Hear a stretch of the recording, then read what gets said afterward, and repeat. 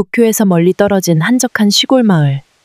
그곳에는 폐허가 된 병원이 하나 있었다. 사람들은 그 병원을 가리켜 그림자 없는 병원이라 불렀다. 병원에서 치료를 받던 환자들이 하나둘 사라지고 남겨진 환자들도 그림자가 없어진 채 죽었다는 소문이 떠돌았기 때문이다. 어느 날 도시에 사는 대학생 5명이 담력 시험을 위해 병원을 찾았다. 병원은 고요하면서도 음습한 공기가 감돌고 있었다. 3층에 올라간 그들은 각자 병실 문을 열어보기로 했다. 진짜로 무슨 일이 생기면 바로 나가자. 약속을 하고 순서를 정했다. 첫 번째와 두 번째 친구는 아무 일도 없었고, 세 번째와 네 번째 친구도 병실을 열고 들어갔다가 무사히 나왔다. 마지막으로 다이스케 차례가 되었고, 나머지 친구들은 복도 끝에서 그를 기다리며 장난스럽게 웃고 있었다. 하지만 시간이 지나도 다이스케는 돌아오지 않았다. 친구들은 초조해져 그를 찾으러 병실을 살펴보았다. 방마다 문이 모두 잠겨 있었는데 딱 한 방만 열려 있었다. 문을 열자 방 안에는 아무도 없었다. 대신 한쪽 벽에 거대한 거울이 걸려 있었다. 그 거울에는 자신들의 모습이 비쳤는데 이상하게도 다이스케의 그림자가 보이지 않았다. 친구들은 겁에 질려 1층으로 내려갔다. 그리고 영안실 앞에서 쓰러져 있는 다이스케를 발견했다. 다이스케는 창백한 얼굴로 떨며 말했다. 문을 열었더니 거울 속에서 내 그림자가 나를 붙잡고 끌어당겼어. 나는 도망치려 했는데 내 그림자가 웃으며 너도 여기에 있어야 해 라고 말했어. 그 이후로 다이스케는 병원 근처에만 가면 그림자가 점점 흐려지고 이상한 소리가 들린다고 했다. 나머지 친구들은 2번 다시 그 병원 근처에도 가지 않기로 했다. 하지만 며칠 후 다이스케는 그림자가 완전히 사라진 채로 실종되었다는 소식이 들려왔다. 지금도 그 병원은 아무도 가까이 가지 않지만 밤이 되면 거울 속에서 그림자 없는 사람이 손을 흔들며 누군가를 부르고 있다는 소문이 돈다. 고라쿠엔 유원지에는 오랜 세월 동안 내려오는 무서운 소문이 있다. 그곳의 도깨비 저택에서 유령이 목격되었다는 이야기였다. 고등학교 시절 수학여행에서 나는 친구 4명과 함께 그 유원지를 방문했다. 우리 중 한 명은 소문을 듣고 무서워서 저택에 들어가지 않겠다고 했다.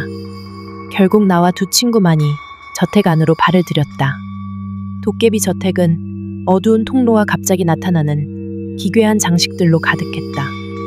나는 그런 분위기에는 전혀 둔감했기 때문에 앞장을 서서 큰 소리를 내며 걸었다.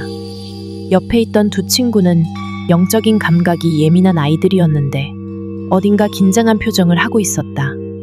특별히 무슨 일이 일어나는 것 같지는 않았다. 저택을 무사히 돌아보고 출구로 나왔을 때 나는 안도하며 웃었다. 소문만 무성했네. 진짜 아무것도 없었잖아. 그때 감각이 날카로운 친구가 조용히 말했다. 아까 귀에서 속삭이는 소리가 들렸어. 나갈 수 있을까? 그 말을 듣자마자 영감이 강한 친구의 얼굴이 새파래졌다.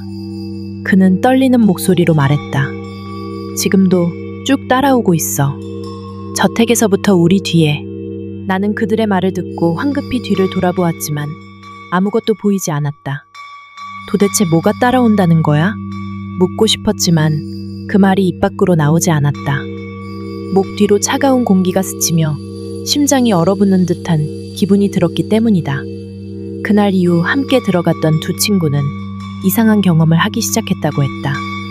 감각이 날카로운 친구는 한밤중에 귀에 들리는 낮은 속삭임 때문에 잠을 이루지 못했고, 영감이 강한 친구는 거울을 볼 때마다 낯선 실루엣이 자신의 뒤에 비친다고 말했다.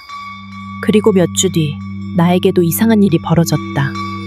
집에 혼자 있을 때마다 누군가 내 뒤를 따라다니는 기분이 들었고 발소리가 내 발을 따라 겹치는 듯한 착각에 시달렸다.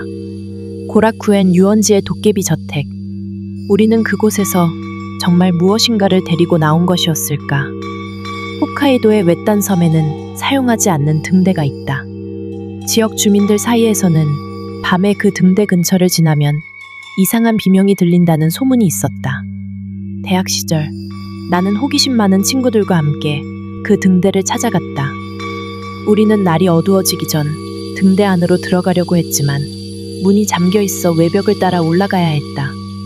등대 꼭대기에는 낡고 깨진 유리창 사이로 어둠만이 가득했다. 우리는 손전등을 켜고 내부를 조사했지만 아무것도 없었다. 그런데 내려오던 중 함께 있던 친구 한 명이 갑자기 멈춰서더니 손전등을 끄고 말했다. 우리랑 한 명 더 있는 것 같아. 우리는 그의 말을 무시하며 서둘러 내려왔지만 등대를 벗어나기 직전 문득 뒤를 돌아본 순간 모두 멈춰섰다. 등대 꼭대기의 창문에 불빛 같은 것이 깜빡이고 있었기 때문이다. 마을로 돌아와 주민들에게 이 일을 이야기하자 한 노인이 말했다. 그 등대지기 이야기를 들은 적 있나? 등대가 폐쇄되기 전 폭풍 속에서 배를 놓친 죄책감으로 스스로 생을 마쳤다 더군. 그 이후로 등대 꼭대기에서 불빛이 켜지면 누군가를 데려간다는 말이 있다네. 우리는 그날 이후 다시는 그 섬을 찾지 않았다. 이상하게도 그 사건 이후 등대를 다녀왔던 친구 한 명이 비슷한 꿈을 꾼다고 했다. 꿈속에서 그는 등대 꼭대기에서 불빛을 꺼내기 위해 손을 뻗고 있었다고 했다. 미야기현의 깊은 산속에는 사람들이 찾지 않는 오래된 사찰이 하나 있다. 지역 주민들은 그 사찰을 목 없는 승려의 집이라고 부른다. 사찰에서 수행하던 승려가 돌연히 사라졌고 이후 그곳에서 무언가를 본 사람들이 하나같이 목 없는 그림자가 있었다. 고 증언했기 때문이다. 몇 년 전 나는 친구 2명과 함께 그 사찰을 찾았다. 원래는 등산이 목적이었지만 이야기를 듣고 호기심이 생겼다. 사찰은 폐허나 다름없었고 기묘한 정적이 흐르고 있었다. 우리는 사찰 안으로 들어갔고 아무도 없는 법당 한가운데에 서 있었다. 그때 함께 온 친구 중 한 명이 말했다. 여기서 발소리가 들려. 나는 장난스럽게 웃으며 발을 굴렀다. 이런 소리? 내 착각이야. 그러나 친구의 표정은 어두웠다. 아니야. 네가 걷는 소리가 아니야. 방금 누가 나를 스치고 지나갔어. 갑자기 또 다른 친구가 떨리는 목소리로 속삭였다. 문 앞을 봐. 문 앞에는 정말로 검은 그림자가 서 있었다. 그런데 그 그림자의 머리 부분이 없었다. 우리는 비명을 지르며 사찰을 뛰쳐나왔다.